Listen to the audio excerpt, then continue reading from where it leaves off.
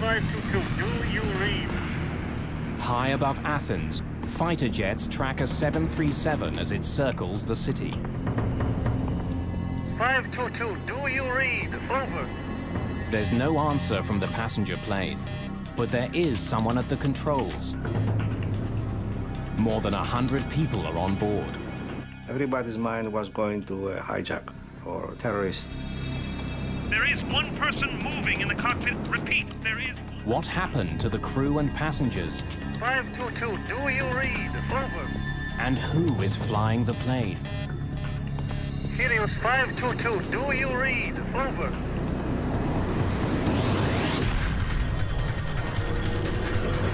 Mayday, Mayday.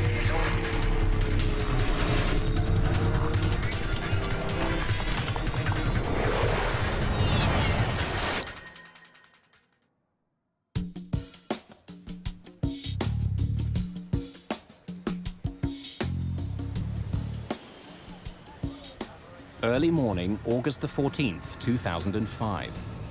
The cabin crew of Helios Airways Flight 522 are preparing for their trip from the island of Cyprus to Athens, Greece.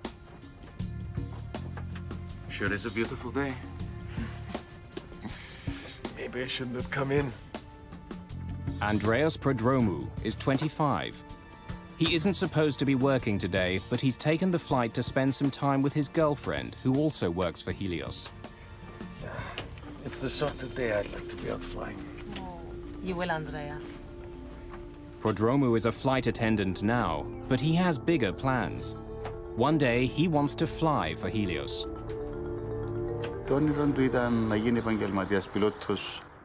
His dream was to become a professional pilot.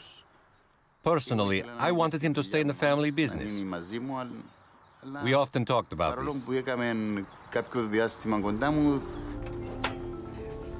We've got company. Stay warm at the back. I will.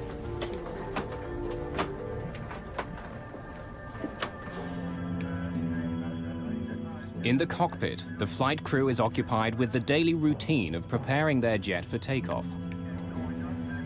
Right today. Captain Hans Merten is an East German, a contract pilot hired by Helios for the busy holiday season. Are you almost through? Pardon? You almost done. Nearly. Body over. His co-pilot is from Cyprus. Pambos Charalambous has been working exclusively for Helios for the last 5 years. Before beginning any flight, crews are required to perform dozens of checks on various pieces of onboard equipment. It's a routine but necessary procedure. Doors closed. Sorry, could you store trays? Pull your seat back. Helios is a charter airline with low-cost fares to Greece. It's a summer weekend and the plane is filled with families. In all, there are 115 passengers on the morning flight. If you need any more help, let me know. We're just about to take off. They are low fare, no frills. They don't even serve you refreshments during small sorts of flights.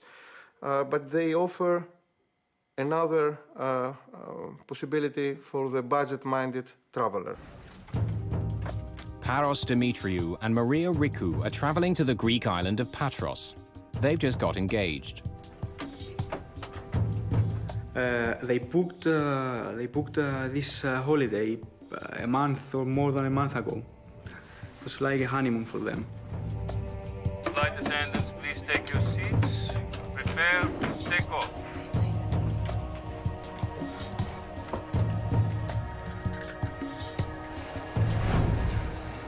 Just a few minutes after 9 in the morning, Helios Airways Flight 522 lifts off into the bright sunshine.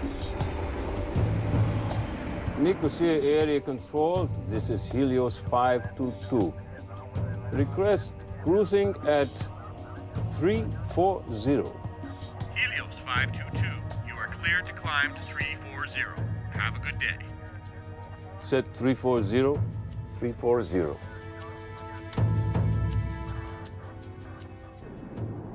Minutes into the flight, the plane is still climbing towards its cruising altitude. Suddenly, an alarm blares in the cockpit. What is it? Takeoff config warning? The flight crew is confused. The takeoff configuration alarm normally only sounds on the ground. It tells pilots their jet isn't ready for takeoff. The crew doesn't know why it's sounding now. Uncertain what the problem is, the captain radios the Helios Operations Center at Larnaca Airport back in Cyprus. Operations, this is Flight 522, over. Flight 522, what can I do for you? We have a takeoff config warning on. Pardon? Our takeoff config warning is on. I'm sure it's nothing. I'll let you know when we level off. With the first alarm still beeping in the cockpit, things become even more confusing. Their master caution alarm goes off. It could indicate that some systems on board are overheating. We now have a master caution. I'll get you an engineer. 522, just a minute.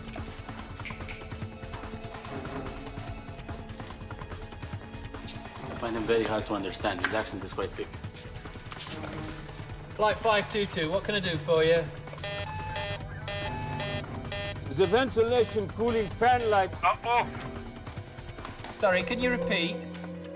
While the pilots and ground engineers try to troubleshoot the two alarms, most passengers have no idea there's a problem until... Everyone, stay calm. Please remain seated. Everyone, please put the oxygen masks on completely over your mouth and nose. The protocol was immediately to secure yourself, grab an oxygen mask, stay in your seat. If you can help passengers without getting up, you could help them, and you should help them, but you would not risk the safety of any cabin crew member to go and help a passenger which is 5 or 6 rows further up.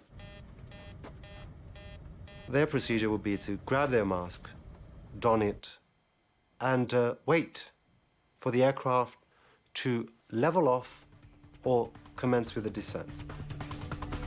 No one in the cabin knows what the problem is. They're waiting for information from the cockpit. The pilots are unaware that the oxygen masks in the cabin have dropped, and they still don't know why their takeoff configuration warning is on, or why their systems are overheating.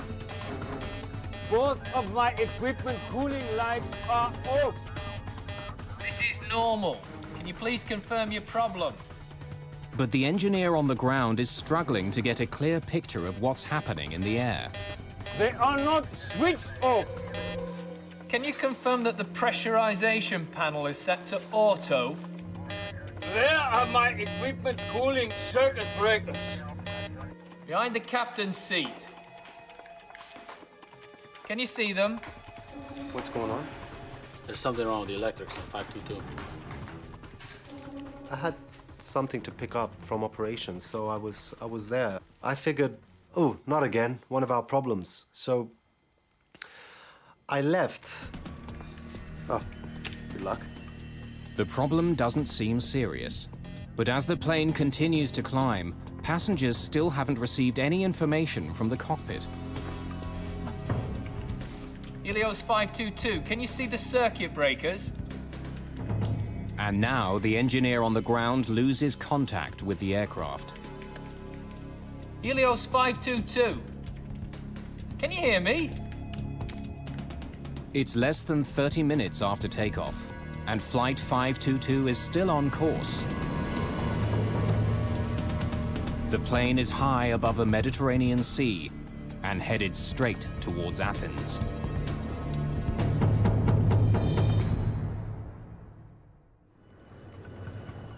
August the 14th, 2005. A Helios Airways 737 with 121 people on board is circling in the sky near Athens. Helios 522, can you hear me? Shortly after leaving the island of Cyprus, 2 different alarms had been triggered on the plane. The flight crew was trying to solve the problem with the help of ground engineers. But now radio contact with the plane has been lost. Air traffic control can't get any response from the captain or co-pilot. The flight to Greece normally takes an hour and a half. But the passenger jet has been in the air for over 2 hours, circling in a holding pattern. We heard that there was an airplane which was flying into the Greek territory and had no communication. Everybody's mind was going to a hijack or to terrorists. More than 3 million people live in Athens.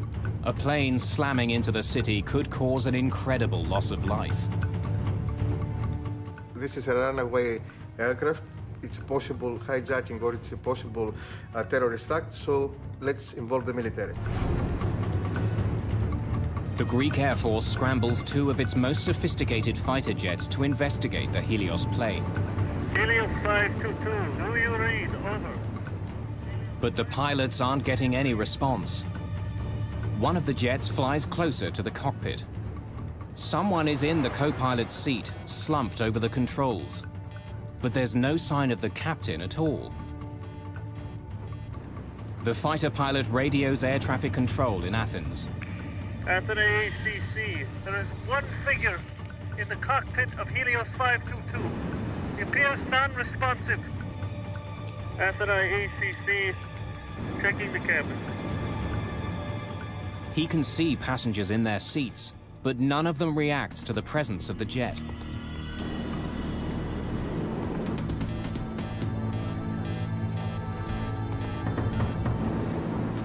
Then the pilot sees someone moving in the cockpit. Athens control, there is one person moving in the cockpit of Helios 522. Repeat, there is one person inside the cockpit. Helios 522, do you read? Over. Helios 522, over. Flight HCY 522, this is Athene radar control. The F-16s continue shadowing the jet, but there's no response at all from the cockpit. One of them was actually in a shooting position behind the 737. The other one was nearby the cockpit and he was trying to communicate visually with the person in the cockpit. Suddenly, the 737 turns left and begins to quickly descend. Athens ACC, Helios 522 turning sharply.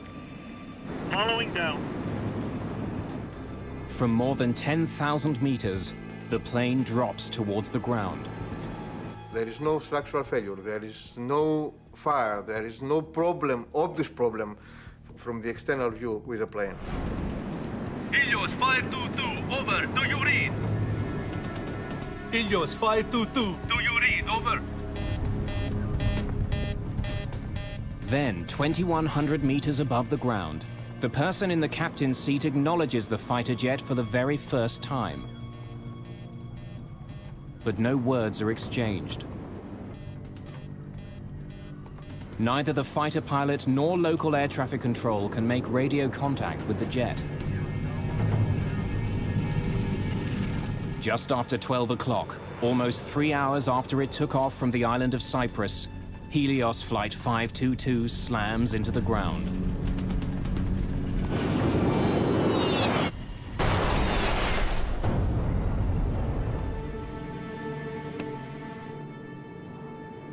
Athens ACC, Helios 522 is down. Repeat, Helios 522 is down on Grammatico Hill. Over. Fire and rescue workers rush to the crash site. There are no survivors. Flight attendant Lazaros Temetsian is stunned by what he hears at the company's operations center. It was the most chaotic scene I've ever seen. When I went back, our operations controller said that he lost the aircraft and his eyes, he was starting to cry. Helios is a small company with just 3 jets. Members of the cabin crew have been working together for years. For Paul Simeonides, news of the crash is particularly terrifying. He's a flight attendant for the airline, and so is his fiancée. I think that must have been the worst 30 minutes of my life following that first image, because Victoria was flying that morning to Glasgow. I had everyone and his brother, every person we knew was calling me up to find out if I'm alive, if Victoria is alive, what happened, why it happened. At first we said it takes 1 hour and a half to go to Greece, so probably it's not that plane. And it took about 2 or 3 hours later to know that Paris and Maria was on the plane that crashed. Andreas Prodromu's father didn't know his son had been called to fill in on Flight 522. I was told that Helios aircraft was lost by radar, and air controllers couldn't contact it. I got worried. I called Andreas's phone. He always had it on, and unfortunately, he wouldn't answer. After that phone call, I felt as if the ground was pulled out from under my feet. It's the worst air crash in the history of Greece. Most of the 121 victims are from Cyprus. The small island nation declares 3 days of mourning following the crash. It's an eerie disaster. For over an hour, air traffic controllers watched the passenger jet fly in radio silence closer and closer to Athens, with no idea what was happening inside the jet. Now, piece by piece, investigators are trying to find out. So we climbed over the hill, and there we were, facing this situation, which was beyond any description. I saw a great area in front of me, which was burning. It was black. Burning, people spread, pieces of the airplane. It is a truly nightmarish sight. I hope that I never experience it again. It was terrible, just terrible. Investigators immediately start looking for the cause of the crash. In the early days, their efforts take a frustrating turn. They recover the box containing the cockpit voice recorder, but the recorder itself has been thrown clear. It was difficult for us because we first found the case of the CVR, very badly damaged, and we could not find the machine itself. Investigators need to know what happened to the pilots. Without the cockpit voice recorder, they have little to go on. So keep looking. Let's hope we can find it.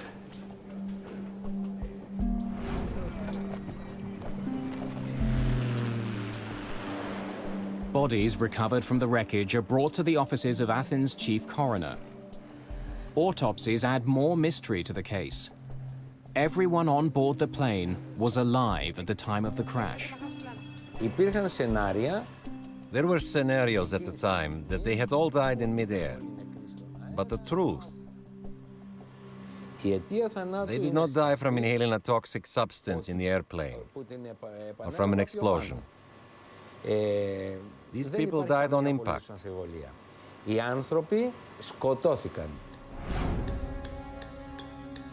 But if the passengers were alive the entire flight, why didn't the pilot of the fighter jet see any activity inside the cabin? And who was at the controls as the jet circled over Athens? When investigators find tissue samples in the remains of the cockpit, they make a stunning discovery. The person at the controls of the plane when it crashed was flight attendant Andreas Prodromu, a last-minute addition to the cabin crew. But why was he in the cockpit? Was he trying to save the plane? Or did he deliberately fly it into the ground? Several days after finding the outer case of the cockpit voice recorder, investigators find the recording itself. When Chief Investigator Tsoulakis listens to the final moments of the flight, it answers a vital question. Mayday. Mayday. This was no terrorist act. Flight 522. Prodromou was calling for help. Mayday. Tsoulakis hears 5 separate Maydays on the tape, even though none of them were heard by the air traffic controllers. From the first moment that they saw someone in the cockpit, believe me, I was certain it was Andreas. He wasn't a coward. He knew something about planes, and he had the capacity to do something.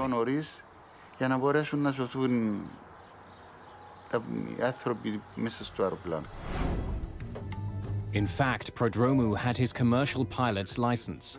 It was the first step towards his goal of becoming a captain for Helios. It's the sort of day I'd like to be out flying. Oh, you will, Andreas. But all of his training wouldn't have helped save the jet. When he was seen at the controls, Flight 522 had been in the air for almost 3 hours. And the reason the Helios plane seemed to veer away from the F-16s following it was because its left engine was out of fuel. No matter what caused the alarms to sound, the ultimate reason for the crash was simple. The DFDR and the CVR gave us absolute proof that the plane ran out of fuel. And this was the cause of the crash. Scheduled as a 90-minute flight, the plane didn't have enough fuel to stay in the air for over 3 hours. But why had the plane flown so much longer than it was supposed to? Tsoulakis now knows who was in the cockpit of the plane and why it crashed. But to fully understand the mystery, he needs more information.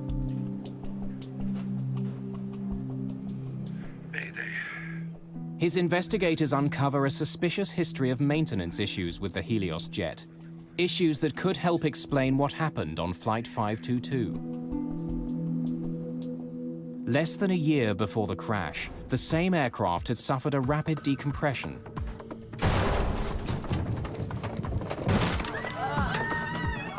Lazaros Temetsian worked on that flight. I was in the back of the aircraft at the time. There was a loud metallic bang, a clanging sound, and the oxygen masks dropped in the cabin.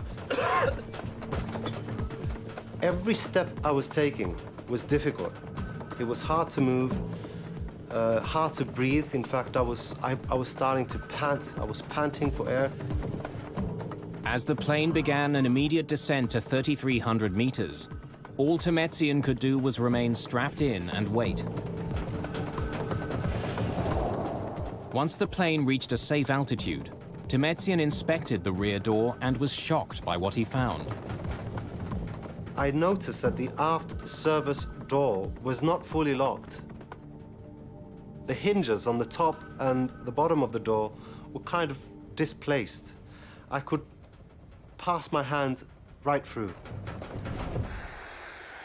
There were no injuries, and the plane made an emergency landing, and the door was inspected. But this wasn't the only problem crews had with this plane. We would record faults in the cabin logbook constantly, and nothing would be done to rectify even these small little problems in the cabin. Engineers would take months to rectify even the slightest problem in the cabin. There were more recent problems as well. A Helios ground engineer tells Tsoulakis that on the very day of Flight 522, the 737 had another problem with its back door. When we checked the flight log for the trip, we saw that we'd have to do some unscheduled maintenance. The plane had arrived in Cyprus just after midnight on August the 14th. The cabin crew had heard loud banging noises and saw ice on the rear service door during the flight. It was scheduled to take off again just hours later. Soon after it landed, engineers began checking the problem. To make sure there's nothing wrong with the seal on the door, the engineers run a pressurization test. During normal flight, a plane's engines force air into the cabin. To ensure oxygen circulates during the trip, small valves in the rear allow some of it to leak out. A pressurized airplane essentially is sort of like a pressurized can. Well, we pressurize the airplane so that the people inside can survive the environment that the airplane likes to operate in. Switching digital pressure control unit from auto to manual. Without the jet's engines running, the engineer uses the plane's auxiliary power unit to force air into the aircraft, and the cabin is pressurized for several minutes. It's like looking for a leak in a tire. In this case, what you're having to do is pressurize the aircraft, use a barometer essentially to monitor the pressure inside, and look for leaks that way. But there's no indication any air is escaping through the back door. In this case, they felt that it was all right and they completed the test. The entire jet seems to be in good working order. After performing a series of additional routine maintenance procedures, the engineers signed off on their technical log. Investigators are faced with a dead end. An explosive decompression could have explained the tragic events of Flight 522. If the oxygen had been suddenly sucked out of the jet, everyone on board could have been overcome. But not only did engineers check the problem, when the F-16s approached the plane near Athens, no damage was seen. There was no indication that the fuselage was punctured. Investigators are still struggling to solve the mystery. What had overcome the passengers and crew of Helios Flight 522? And why was one flight attendant apparently unaffected? The discovery of one small switch holds the key to the entire crash. The crash of Helios Flight 522 is one of the most mysterious air disasters ever. Helios 522, do you read, over? All investigators know for sure is that shortly after takeoff, the crew stopped communicating with air traffic controllers. Helios 522, over. Then, after 2.5 hours in the air, one of the plane's flight attendants was seen at the controls. Eventually, the plane ran out of fuel and crashed, killing 121 people. But investigators are stumped. They still don't know what had happened to the plane's captain or the rest of the crew. Tell me about what happened the day of the flight. They concentrate on the conversation between the pilot and the Helios engineer shortly after takeoff. As the plane passed through 3,700 meters, an alarm sounded in the cockpit. Operations, this is Flight 522, over. Flight 522, what can I do for you? We have a takeoff config warning on. Pardon? Our takeoff config warning is on. Usually, the takeoff config warning is only triggered on the runway. But wreckage recovered at the crash site reveals no problems with the plane's flaps, landing gear, or anything else that could trigger the alarm. So why had it sounded? Chief Investigator Akrivos Tsolakis focuses on a small control panel found in the wreckage of the ravaged jet. Are you sure this is the way it was found? It hasn't been moved at all. We were lucky. Finding this panel, which had the switch on the manual position, was a major one. The P5 pressurization panel ensures that passengers have enough air to breathe, even at high altitudes. Normally, pressurization takes place automatically. As the jet climbs, its engines force air into the plane as they power it through the sky. But when the pressurization switch is set to manual, both the captain and co-pilot are responsible for maintaining the cabin atmosphere using a controller. So explain again how you tested the pressure. When I went into the cockpit, I turned the pressurization switch to manual. Soulakis learns that during the early morning maintenance check on Helios 522, ground engineers had turned the P5 switch to manual. That allowed them to use the onboard generators to test the pressure seals on the plane's rear door without starting the engines. When the test was over, they didn't turn the switch back to automatic. The procedure of pressurizing the aircraft has to do with setting the pressurization system from auto to manual. They were supposed to return the selector to the auto position.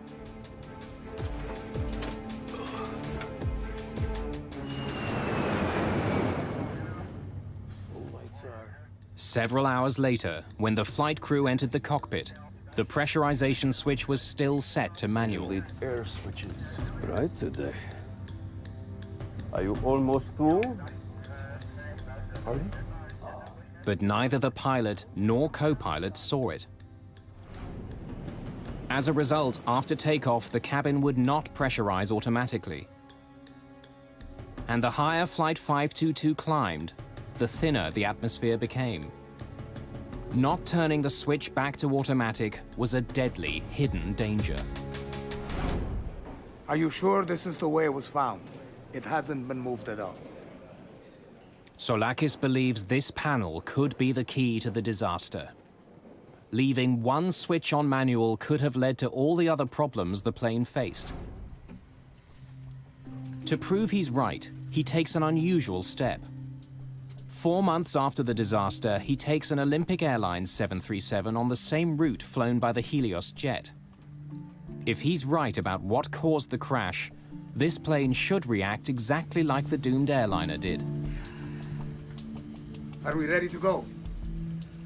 When there is a complicated accident like this, I think a reenactment should be performed.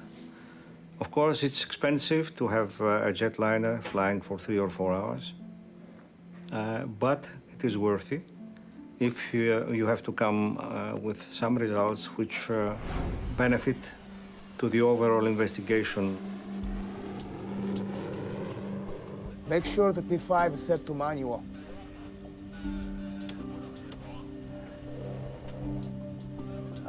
It's hard to see. In the cockpit, Soulakis has the crew turn the pressurization switch to manual. A green light indicates it's no longer on automatic. But in the bright glare of an early morning departure, the light is hard to see. As the reenactment flight climbs, oxygen is thinning quickly in the aircraft. The same thing happened on the Helios flight, triggering an alarm. What is it? The takeoff config warning? The alarm sounded, and that alarm was misinterpreted. Most of flight crew, they will never face an alarm with no pressurization in all their flight career because it's a rare event. Soulakis confirms that the alarm went off because of the dangerously low air pressure in the aircraft. But he also discovers that the sound itself is identical to the takeoff config warning. We have a takeoff config warning on.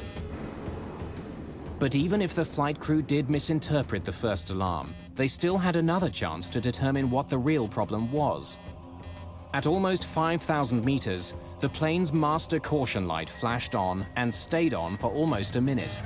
We now have a master caution. But once again, the pilots misinterpreted the cause of the alarm. The master caution light can indicate that the plane's systems are overheating. But it can also tell pilots the oxygen masks are down. In this case, it was doing both at the same time. But since the crew didn't think they were having pressurization problems, they focused on the plane's cooling systems. The alarm about the non-cooling was a side effect of non-pressurization. Actually, it was not really that there was a high temperature inside the avionics bay, but it was the sensors that they were supposed to measure the temperature and the pressure in that area sensed that something was wrong. On the recreation flight, investigators monitor instruments recording the same events occurring on board their aircraft. At the same time, they also begin to feel the effects of the lack of oxygen. The first feelings you'd start to have were your ears would pop and you'd start feeling pressure in your sinuses. As you climb higher, you begin to feel almost giddy. It's almost like having a couple of drinks of alcohol. The dwindling oxygen levels could also help explain some of the crew's bizarre behavior. When the ground engineer asked about pressurization, Can you confirm that the pressurization panel is set to auto? Captain Merton ignores the question and responds with one of his own. Where are my equipment cooling circuit breakers? You really don't notice it at first. It's amazing how subtle it can be in the early phases. They'd start feeling dizzy. They begin to lose the ability to think coherently. In a way, it traps you into the situation. You can't react to anything. Eventually, you're going to lose consciousness. Soulakis believes that the captain may have been checking on the circuit breakers behind his seat when he and the co-pilot finally ran out of air. And unlike in the cabin, the oxygen masks in the cockpit do not automatically deploy if the atmosphere begins to thin. Helios 522. Can you hear me? On the other side of the locked cockpit door, no one in the cabin would have known that the plane was now flying itself. Nor would they have realized that a limitation of the passenger oxygen system had sealed the fate of everyone in the cabin. Passenger masks are supplied by a chemical generator above their seats. But the generators only produce enough oxygen to last about 12 minutes. Well, the problem with the passenger masks is, for one thing, they're not designed to keep you oxygenated at a high altitude. What they're designed to do is give you enough oxygen so that you can survive until the pilots get the airplane down to a low altitude. In almost every event where we've had a decompression, that's been perfectly adequate. For those who did put their masks on, they would have remained conscious for several minutes until their oxygen ran out. Then they too would have passed out. Once you get up to 34,000 feet, you're talking useful consciousness of 30 to 60 seconds. Most of the people, once the hypoxia begins to cause them to lose consciousness, they're just going to go to sleep. Without a flight crew, Helios 522 would have continued to Athens on autopilot. When the crew didn't take control, the autopilot would have put the jet in a holding pattern as it flew over the airport.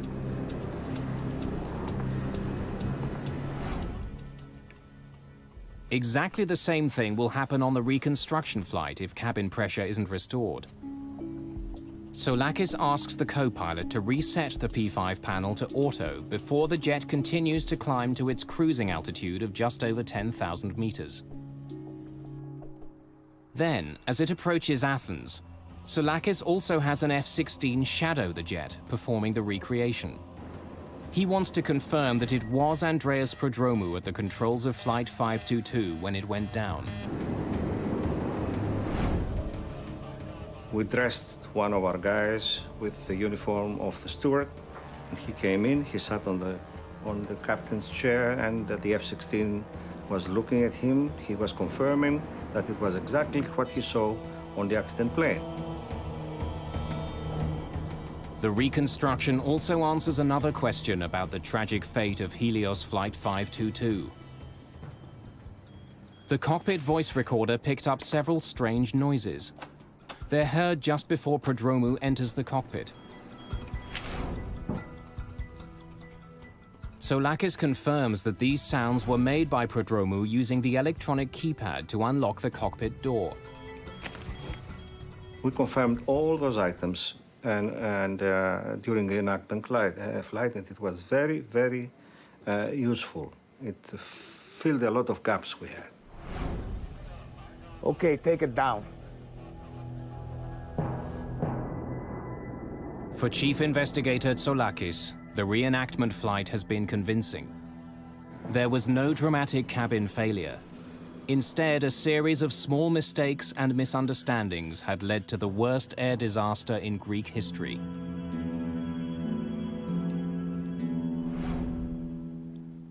"15 months after the crash, Greek authorities released the official report on Helios Airways Flight 522. But mysteries remain. What was happening in the cabin while the doomed airplane flew towards Athens? And why was Andreas Prodromou the only one conscious at the very end?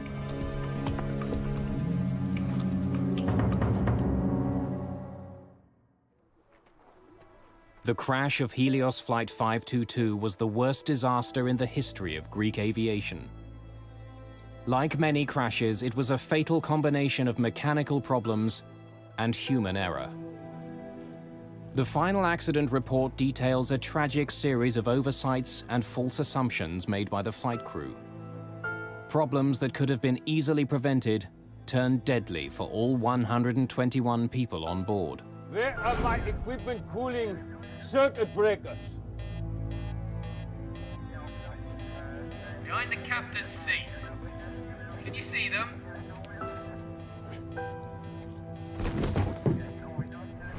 But what the final report does not do is explain what happened in the cabin of the plane. What actions did the flight attendants take?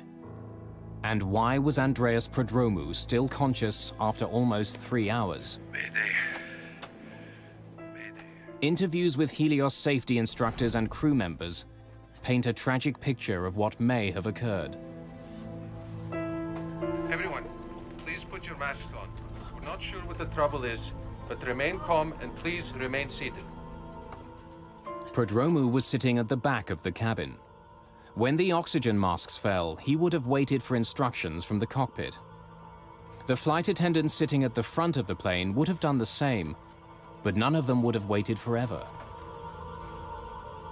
We made it an issue at Helios to emphasize that cabin crew should not entirely depend on their procedures, but to think on their feet and to adapt to any impending situation.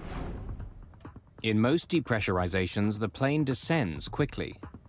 But as minutes passed on the Helios flight, the plane continued to climb.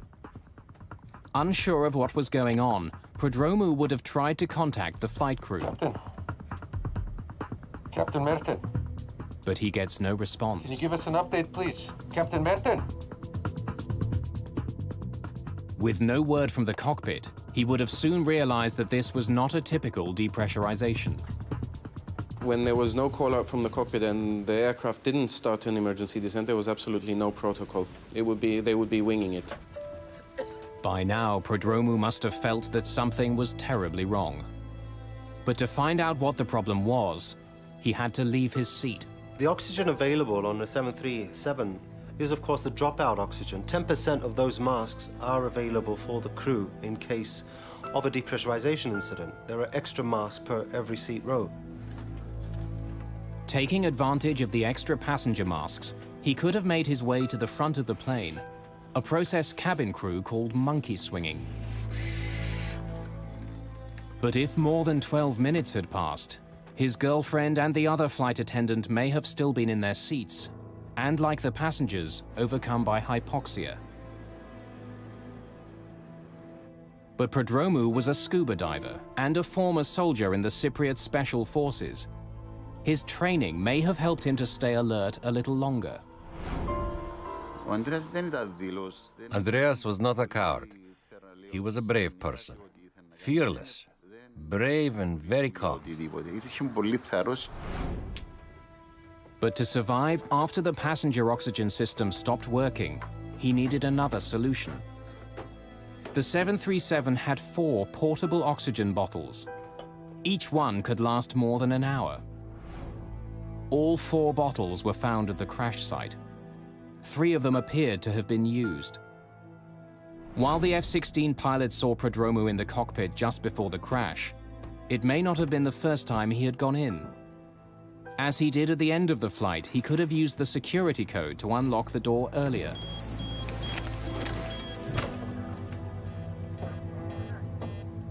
The procedure would be to enter the flight deck via the cockpit door. Initially to bang on the door, and then, if no response is forthcoming, to enter the code and enter the flight deck. During the accident investigation, DNA was discovered on an oxygen mask in the cockpit that matched the co-pilot's. It's possible Prodromou used it to try and revive him. You can still revitalize somebody for quite an extended period of time if you get to them before major brain damage is set in. And that's somewhat a variable situation depending on the person, depending on how long they're exposed to a high altitude. But if he was in the cockpit earlier, why did he leave? No one will ever know. Probably was a little bit disoriented, a little bit confused. He's reacting a lot slower than he normally would. What was his state of mind? What was his physical condition? We think that he knew what was really the problem, but is that the real situation? It's a real question. After 3 hours in the air, everyone who didn't have bottled oxygen would have been unconscious. As it approached Athens, Flight 522 was now a ghost plane.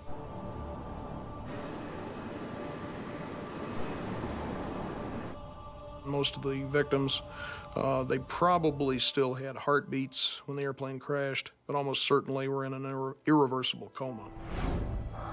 Hypoxia is no more painful than falling asleep. But for Andreas Prodromou, the flight must have been a nightmare.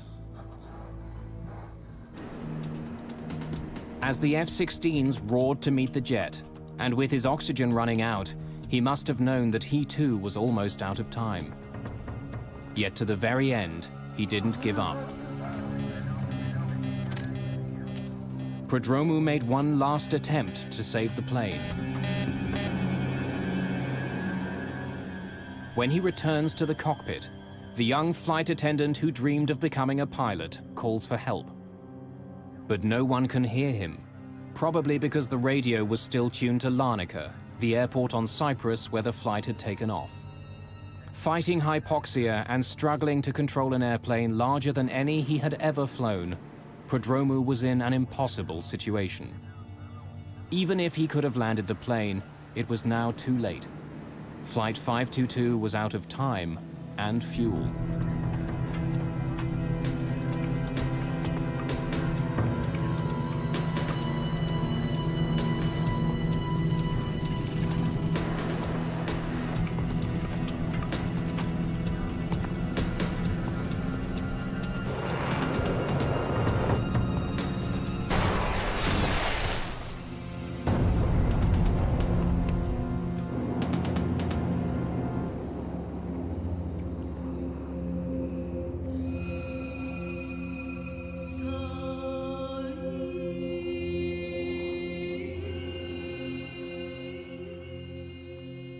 There are pictures of Andreas in Cyprus, in the cemetery where he and his girlfriend Charis are buried side by side. As his father, my son is in front of me. Wherever I go, he's always there.